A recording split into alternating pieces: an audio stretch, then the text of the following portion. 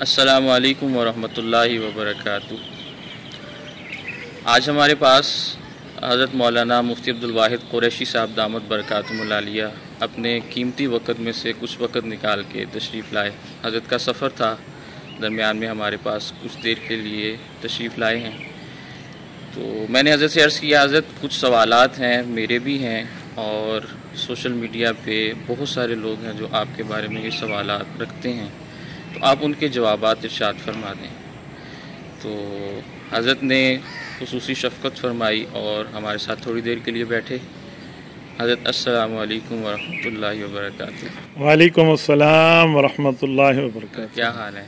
अल्लाह के करम, अल्हम्दुलिल्लाह अला कुल्li हाल। माशाअल्लाह माशाअल्लाह। हज़रत अल्लाह ताला आपके सफ़र को मज़ीद आसान फरमाए और आपके लिए मज़ीद हर मामले में आसानियाँ पैदा फरमाए। आमीन।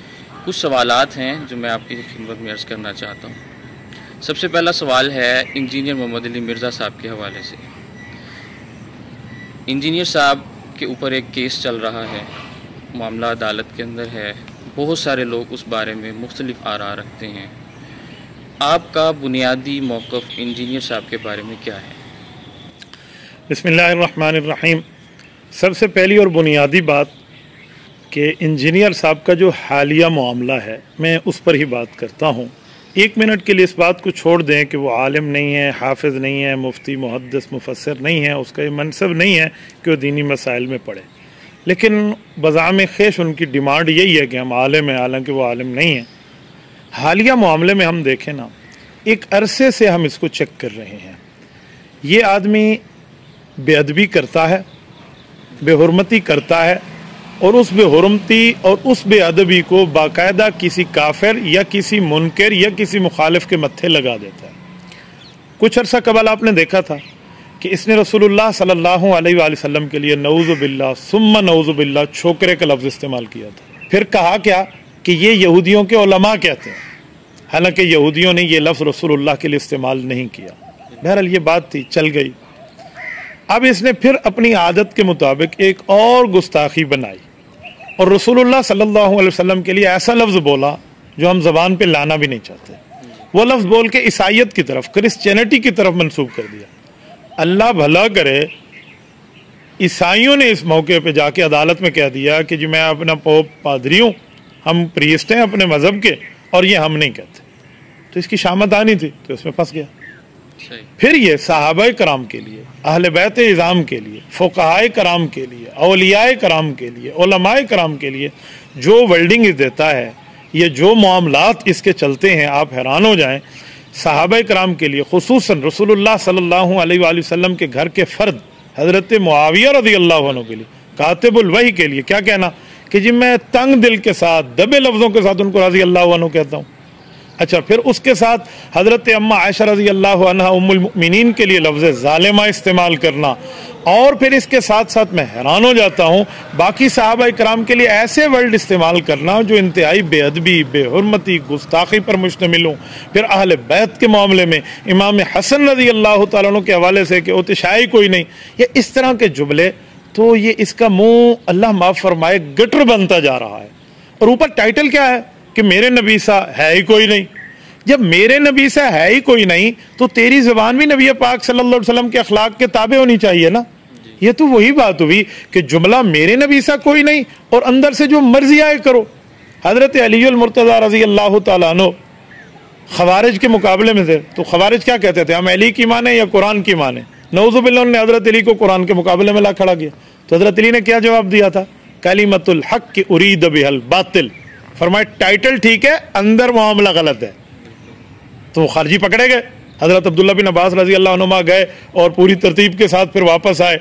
जिनको अल्लाह ने हिदायत दी, जिनको नहीं दी वो जंग नहरवान में उनका काम पार हो गया।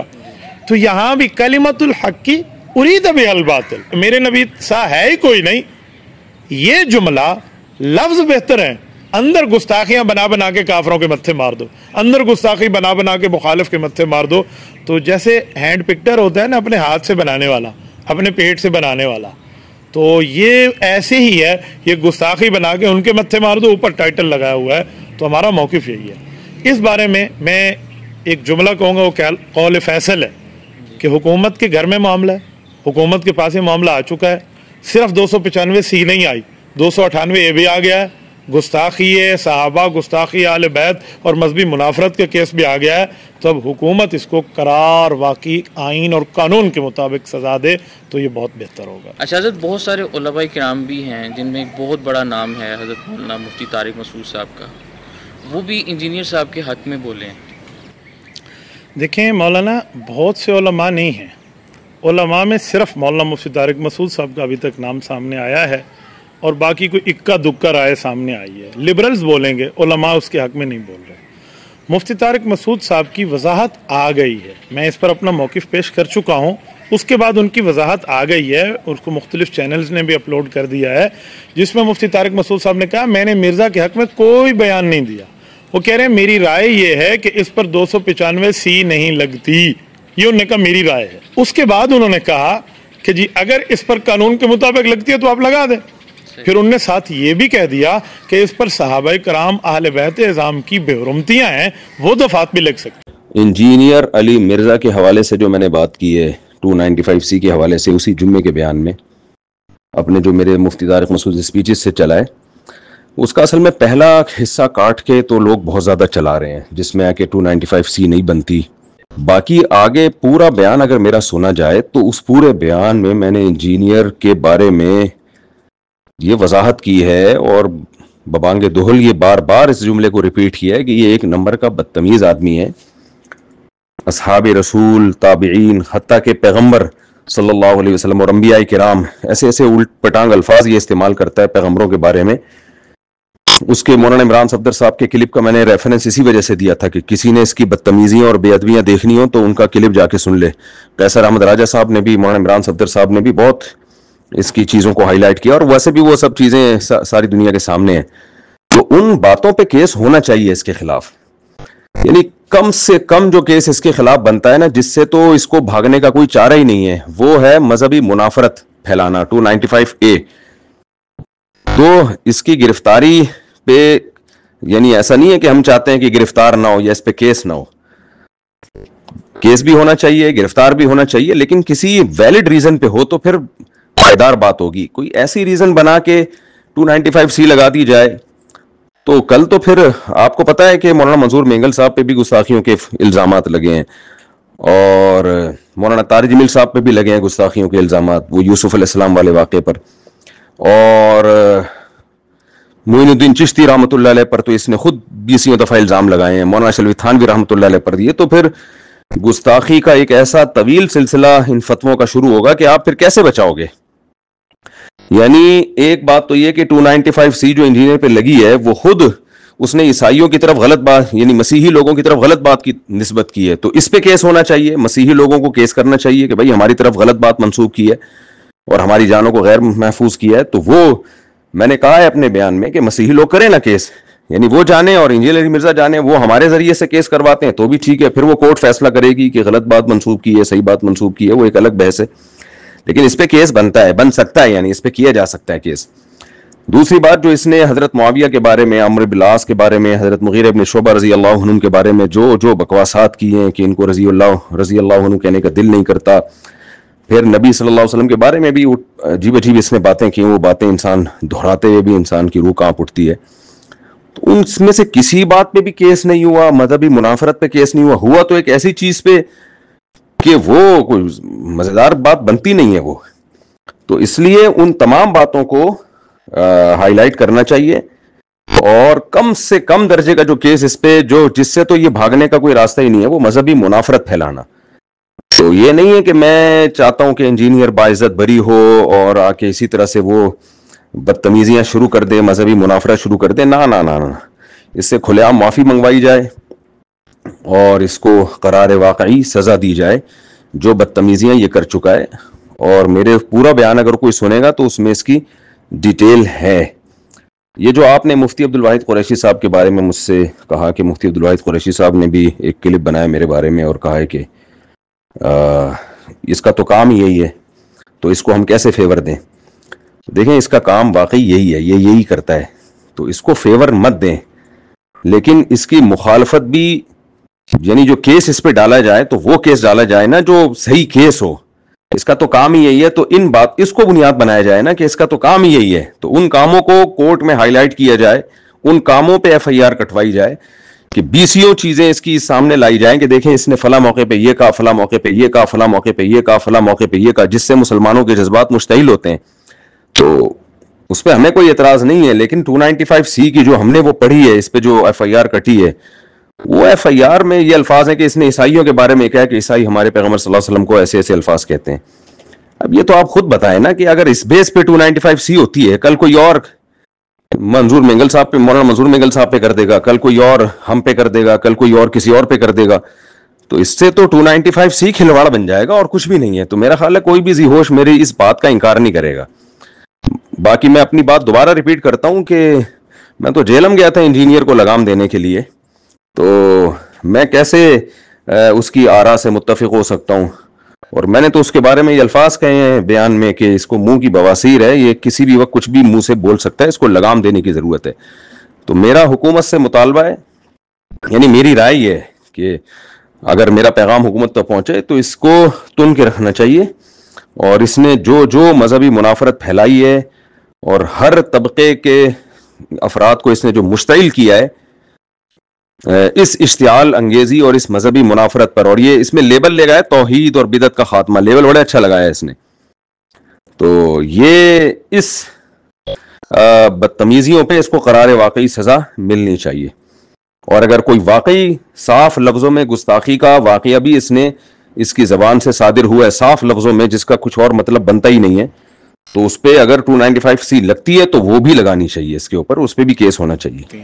تو بہت اچھا ہوا کہ مفتی طارق مسعود صاحب نے بر وقت اپنی رائے کی وضاحت کر دی ہے کہ میں کوئی انجینئر کو پاک صاف اور پاک باز بندہ نہیں سمجھ رہا, وہ گستاخیاں ضرور کر رہا ہے, 95 نہ لگے تو 98 تو لگے نا, تو انہوں نے وضاحت دے دی ہے, اسی لیے مفتی طارق مسعود صاحب والا معاملہ یہاں کلوز ہو گیا. اچھا حضرت, آج کل آپ بریلوی علماء اور اہل حدیث علماء کو بہت خراج تحسین پیش فرماتے ہیں, اور اس بارے میں لوگ بھی بڑے حیران بھی ہیں اور پریشان بھی ہیں, تو ایسا کیوں دیکھنے میں آ رہا ہے, سننے میں آ رہا ہے؟ دیکھیں, یہ آج کی بات نہیں ہے, ہمارے اکابر کی ترتیب ہے کہ ہم اہل کفر اہل باطل کے مقابلے میں ہمیشہ ایک ہیں. آپ عقیدہ ختم نبوت کے معاملے میں دیکھیں تو بریلوی, دیوبندی, اہل حدیث علماء میں کوئی اختلاف نہیں ہے. اسی طرح اب انجینئر مرزا کے معاملے میں دیکھیں تو بریلوی, دیوبندی, اہل حدیث علماء میں کوئی اختلاف نہیں ہے. ہم وہاں بھی ایک, ہم یہاں بھی ایک. گھر کے معاملات ہیں, آپس کے معاملات ہیں, وہ اختلاف چلتے رہیں گے, وہ گھر میں بیٹھ کے حل ہوں گے. لیکن انجینئر جو اللہ کے رسول کے لیے جملہ کہہ رہا ہے, صحابہ کرام کے لیے جملے بک رہا ہے, اہل بیت اعظام کے معاملے میں بے حرمتی کا کام لے رہا ہے, فقہاء, علماء, اولیاء کے بارے میں جملے کہہ رہا ہے, تو اس بارے میں یہ تو بہت اچھا ہے کہ بریلوی, دیوبندی, اہل حدیث ایک ہو گئے ہیں. یہ میری چاہت تھی کہ یہ ایک ہوں, اللہ نے ایک کر دیا ہے. جب میں نے دیکھا کہ ہمارے اہل حدیث علماء, ہمارے بریلوی علماء, علماء دیوبند کی طرح انجینئر مرزا کا مقابلہ کر رہے ہیں, تو پھر ہمارا حق بنتا ہے کہ ہم ان کو اپریشیٹ کریں. میں نے اس لیے جملہ بریلوی علماء کا نام لے کر ان کو خراج تحسین بھی پیش کیا, ان کو شاباشی بھی پیش کی, اور ان کے بارے میں باقاعدہ اپریشیٹنگ کے الفاظ بولے. اسی طرح جملہ اہل حدیث علماء جو ان کے خلاف بات کر رہے ہیں اور باقاعدہ میدان عمل میں, میں کل بھی ان کو سلامی عقیدت پیش کر رہا تھا, میں آج بھی ان کو خراج تحسین پیش کر رہا ہوں. نمبر 1. نمبر 2, آپ نے فرمایا کہ سوشل میڈیا پہ ایسے دیکھنے میں کیوں ملتا ہے. دیکھیں, جو فرقہ پرست بیٹھے ہیں نا, جو نہیں چاہتے کہ امت ایک ہو, جو نہیں چاہتے کہ مشترکات کے اوپر اتفاق ہو, یہ ان لوگوں کا کام ہے. ہم ایسے لوگ نہیں ہیں. ہمارے سامنے ہمارے اکابر کی ترتیب ہے. دیکھیں, حضرت شیخ الہند رحمۃ اللہ علیہ باقاعدہ مسالک کے معاملات پہ دلائل بھی لکھتے ہیں, اور انگریز کے مقابلے میں ان سب کی قیادت بھی فرماتے ہیں. تو حضرت شیخ الہند کا نظریہ کہاں جائے گا؟ اگر اس سے بھی ہم آگے آئیں تو حضرت امیر شریعت سید عطا اللہ شاہ بخاری رحمۃ اللہ علیہ باقاعدہ اپنے مشترکہ مسئلے پر تمام مسالک کے علماء کے ساتھ ہیں. اس سے بھی آگے آئیں تو مفکر اسلام مولانا مفتی محمود رحمۃ اللہ علیہ, तमाम मसालिक को मुश्तरका मामले में लिए हुए हैं। इससे भी अगर हालिया देखें तो अल्लाह ने हमें जो इनाम दिया है कायद मिल्लत इस्लामिया हज़रत मौलाना फजलुर रहमान हाफिज़ुर रहमान की शक्ल में, ये उनकी तरबियत है। ये जो मैं आज आपके सामने बोल रहा हूँ, अल्हम्दुलिल्लाह सुम्मा अल्हम्दुलिल्लाह इस मसले पे वो सबकी क़यादत कर रहे हैं और उम्मत को एक शक्ल में पेश कर रहे हैं। तो ये उसी की झलक है जो आपको नज़र आ रही है और आइंदा भी इंशाअल्लाह ताला नज़र आएगी। इस पर जो फ़िरका परस्त बैठे हैं ना, जिनका काम फ़िरका वारियत है, वो अगर छींबे छबी होते हैं तो उनको होने दें। मैं अल्हम्दुलिल्लाह अपने अकाबिर के तर्ज पे हूँ। अच्छा हज़रत, अगर यही बात है जो आपने फरमाई है तो बरेलवियों को तो मुशरिक कहा जाता है, तो आपने फिर उनको कैसे खराज तहसीन पेश किया है? देखें, कोई चीज़ ऐसी होती है जिसको बढ़ा चढ़ा कर पेश करना फ़िरका परस्तों का काम है। हमारे अकाबिर उलमाए देवबंद ने बरेलवियत पर शिरक का फतवा दिया हो, ऐसा फतवा मेरी नज़र में तो कहीं नहीं है कि हमारे उलमा ने इनको काफिर कह दिया हो, मुशरिक कह दिया हो। बाज़ उन हज़रात की तरफ से तो उलमाए देवबंद वगैरह पर इस तरह की शिद्दत है, लेकिन संजीदा तबके में नहीं है। तो ये रविश उन वाली हमारे तबके में कब से आ गई कि हम मुशरिक के और कुफर के और शिरक के फतवों की मशीन चला के बैठे हैं? देखें, जिस मसले पर बरेलवी उलमा को मद्देनज़र रख के ये शिरक के फतवे की बात कर रहे हैं, गैरुल्लाह से मदद और कब्र पे सजदा और गैरुल्लाह को खुदा मानना और फला, मैंने तो बरेलवी उलमा में चीज़ नहीं देखी। बरेलवी उलमा का मामला ये नहीं है। कब्र पे सजदा, इसके लिए तो गोलड़ा शरीफ से लेकर मौलाना अहमद रज़ा खान साहब तक बाकायदा मना मौजूद है।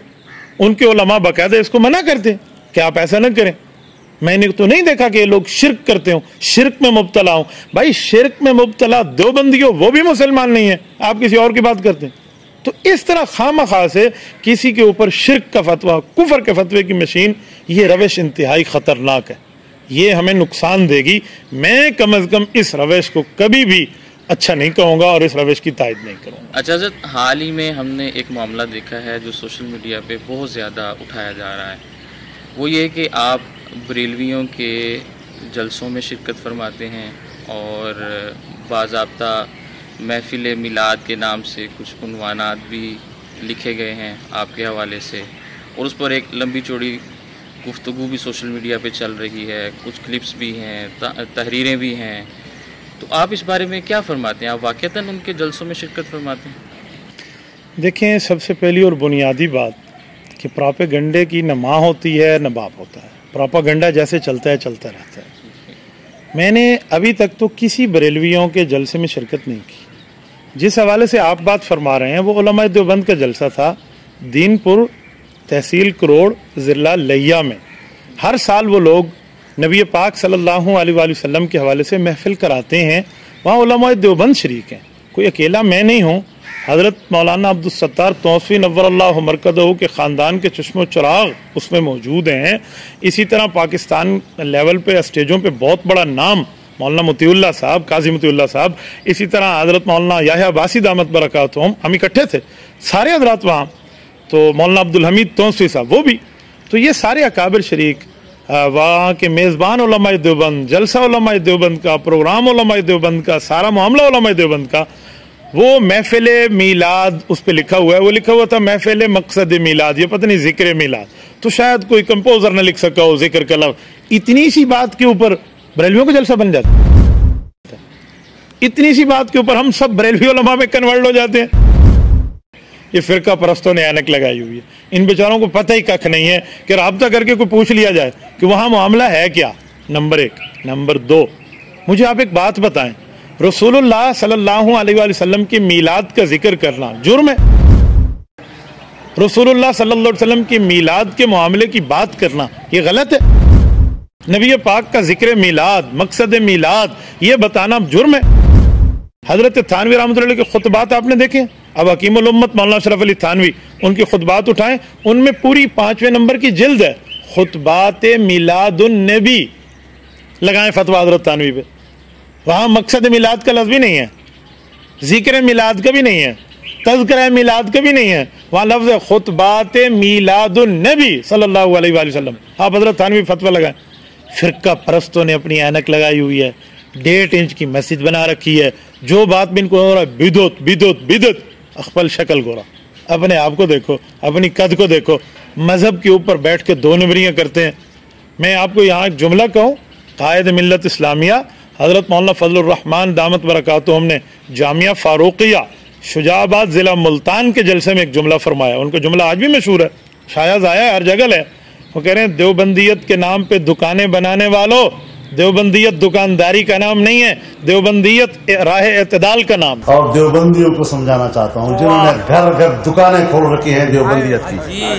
میں ان لوگوں کو سمجھانا چاہتا ہوں کہ میرے اکابر نے دیوبند میں مدرسہ ہمارے لیے دکانیں کھولنے کے لیے نہیں بنایا تھا، ہمارے مذہبی کاروبار کے لیے نہیں بنایا تھا.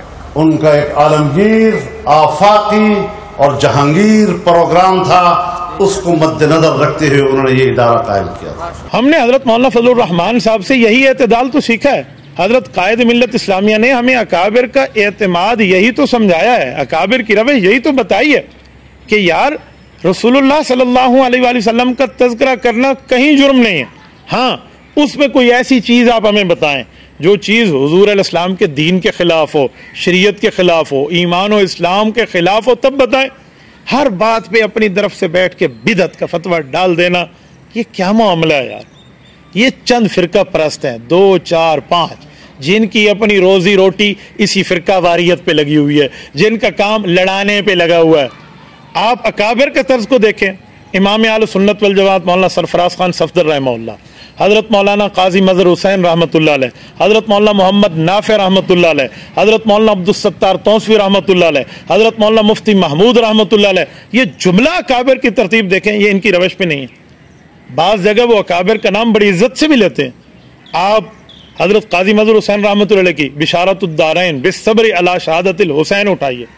انہوں نے مولانا احمد رضا خان کے لیے کتنی اچھے الفاظ کا ذکر کیا ہے، آپ ذرا دیکھ لیجیے. آپ اس سے بھی بڑھ کے آگے آئیے تو ہمارے اکابر میں کئی جگہ آپ کو اپنے مخالف، مثلاً 5 جلدوں میں کارروائی چھپ چکی ہے قادیانیوں کے لیے جو 13 دن بعد ہوئی تھی قومی اسمبلی میں 1974 میں 1974. اس 5 جلدوں کی کارروائی کو عالمی مجلس تحفظ و ختم نبوت نے چھاپا ہے نا. اس کے پہلے صفحوں کو دیکھ لیں، اس میں بریلوی علماء کا نام انتہائی ادب و احترام سے لکھا ہے. آپ کا چینل اگر اس چلانے کی اجازت دے تو لفظ پڑھ کے سنا دوں. اس میں عالمی مجلس تحفظ ختم نبوت لکھتی ہے امام اہل سنت والجماعت حضرت مولانا شام النورانی. بتائیں یہ فرقہ پرست برداشت کریں گے؟ ان کی تو موت ہے اس مسئلے پہ. یہ تو سارا دن اس مسئلے پہ بیٹھ کے امت کو ایک نہ ہونے دیں، مشترکہ کام کے اوپر بھی لڑائی اور فساد ڈالیں، اور ہمارے اشتہار کو بریلویوں کو اشتہار بنا دیں، ہمارے علماء کو بریلوی علماء بنا دیں. 2 باتیں. تیسری بات، مجھے ایک بات بتائیں کہ اگر جلسہ رسول اللہ صلی اللہ علیہ وسلم کی سیرت، رسول اللہ صلی اللہ علیہ وسلم کا تذکرہ، ذکر میلاد مصطفیٰ یا نبی علیہ الصلوۃ والسلام کے حوالے سے دینی معاملات پہ کوئی پروگرام ہو اور اس میں بریلوی حضرات بھی ہوں، اہل حدیث حضرات بھی ہوں، اور اس میں آپ کا یہ بھائی علماء دیوبند کی نمائندگی کرتے ہوئے چلا جائے، میں نے اپنے مذہب کو چھوڑ دیا، میں نے اپنے عقیدے کو چھوڑ دی، میں نے اپنے معاملات کو چھوڑ دیا. کہاں بیٹھے ہیں بھائی؟ ایسا نہیں ہے. ان معاملات میں جو بیچارے کنویں کی مینڈک بن کے بیٹھے ہیں نا، جن فرقہ پرستوں کی روٹی روزی اس معاملے پہ لگی ہوئی ہے، یہ ان کے کام ہے. اللہ تعالی ہمیں محفوظ فرمائے. اچھا حضرت، سوشل میڈیا پہ ایک بات آپ کے بارے میں یہ بھی چل رہی ہے کہ آپ نے اذان کے بعد درود شریف کو جائز قرار دے دیا ہے. جو جملہ میں نے کہا ہے اگر اس جملے کو سن لیا جائے اور سمجھ لیا جائے تو میرے خیال میں کوئی مسئلہ نہیں ہے. میں نے وہاں کہا، مجھ سے ایک جگہ سوال کیا گیا کہ آپ اذان کے ساتھ درود شریف کے بارے میں کیا کہتے ہیں. میں نے وہاں کہا اذان کے بعد درود شریف اگر کوئی آدمی انفرادی طور پہ پڑھ لیتا ہے یا دل میں پڑھ لیتا ہے تو بالکل جائز ہے. اور یہ بات تو حدیث پاک میں موجود ہے. نبی پاک صلی اللہ علیہ وآلہ وسلم کی حدیث ہے کہ آپ اذان کے بعد میرے اوپر درود پاک پڑھیں. رسول اللہ صلی اللہ علیہ وسلم کا یہ لفظ ہے. نہ ہو تو آپ مشکات شریف اٹھا لیں. یار چھوڑ دیں اور معاملے کو. جامعۃ علوم الاسلامیہ علامہ بن نوری ٹاؤن کراچی علماء دیوبند کا ترجمان ادارہ نہیں ہے یا نہیں ہے؟ ان سے فتویٰ لے لیں، یا ان کا فتویٰ ان کے نیٹ پر، ان کی ویب سائٹ پر موجود ہے کہ اذان کے بعد درود شریف کا حکم. وہ اس میں ارشاد فرماتے ہیں کہ یہ اذان کے بعد درود شریف تو مسنون ہے، रसूलुल्लाह सल्लल्लाहु अलैहि वसल्लम से साबित है, हुजूर की तालीमात से। फिर मिशकात शरीफ की रिवायत पेश करते हैं, बस कहते यही हैं कि इसको अजान का हिस्सा न बनाया जाए, इसको अजान का हिस्सा न समझा जाए, बल्कि इनको इनफरादी तौर पे कोई शख्स अगर दिल में दुरूद पाक पढ़ लेते हैं अजान के बाद तो बहुत अच्छी बात है, इस पे तो कोई जुर्म नहीं है। यार इस मामले को आप किसी और मामले के साथ रिलेटेड करें, हम क्या कह रहे हैं, क्या बता रहे हैं, और इस पर हदीस पाक का हवाला दे रहे हैं। मुफ्ती अब्दुल वाहिद कुरैशी की जुर्रत कि ये अपनी तरफ से दीन में कोई इजाफा करे। रसूलुल्लाह सल्लल्लाहु अलैहि वसल्लम की तालीम है, अकाबिर का तर्ज है, अकाबिर की तरतीब है, और वो आ चुका है। तो इस पर भी मसला फिरका वारियत वालों का है, जिनकी रोजी रोटी का काम, जिनके पेट के काम फिरका परस्ती से चलते हैं, ये उनका काम है। कुएं की मेंढक थी ना, कुएं की मेंढक, उसने दरिया की मेंढक को कहा कि कुएं से बड़ी भी कोई जगह है, तो दरिया वालों ने कहा तुम्हें क्या पता कि दरिया का मामला क्या है। ये आपस में बड़े छोटे जो इनके अपने बैठे हैं ना, फैसला कर लें दरिया क्या है, कुआं क्या है, आपको देखना चाहिए। वो कहते हैं ना कौम क्या है, कौमों की इमामत क्या है, ये बेचारे क्या जाने, ये तो कल में आधी रकात के इमाम बने बैठे हैं, ये तो वो लोग हैं। तो इस मामले पे आप समझिए कि मामला होता क्या है। ये हदीस पाक है, मिशकात शरीफ है, वहाँ जायज़ करार दिया गया है, उसकी तरतीब है, इनफरादी तौर पे पढ़ लिया जाए, अजान का हिस्सा न समझा जाए, तो बिल्कुल दरूद पाक जायज़ है। इस दरूद शरीफ को कौन मना करता है? क्या रसूलुल्लाह सल्लल्लाहु अलैहि वसल्लम के दरूद को भी कोई इनकार करेगा? बहुत बहुत शुक्रिया हज़रत आपका कि आपने मेरे सवालात के जवाबात दिए। ये सिर्फ मेरे सवालात नहीं थे, बल्कि लोग भी सोशल मीडिया पे बहुत इसके बारे में तबसरा करते हैं और पूछ रहे हैं, लेकिन उनको जवाब नहीं मिल रहा था।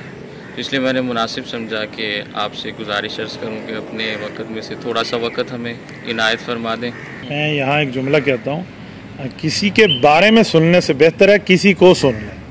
जब आप किसी के बारे में सुनेंगे ना तो आपका जहन और होगा, जब आप किसी को सुनेंगे तो जहन और होगा। इंशाअल्लाह ताला मेरे ख्याल में आज की इस मुख्तसर नशिस्त ने बहुत से सवालात के जवाब दे दिए हैं। तो नाज़रीन ये सिलसिला चलता रहेगा आपकी खिदमत में, इंशाअल्लाह हम वक्तन फ़वक्तन हाज़िर होते रहेंगे। हमें दें इजाज़त, अल्लाह हाफ़िज़।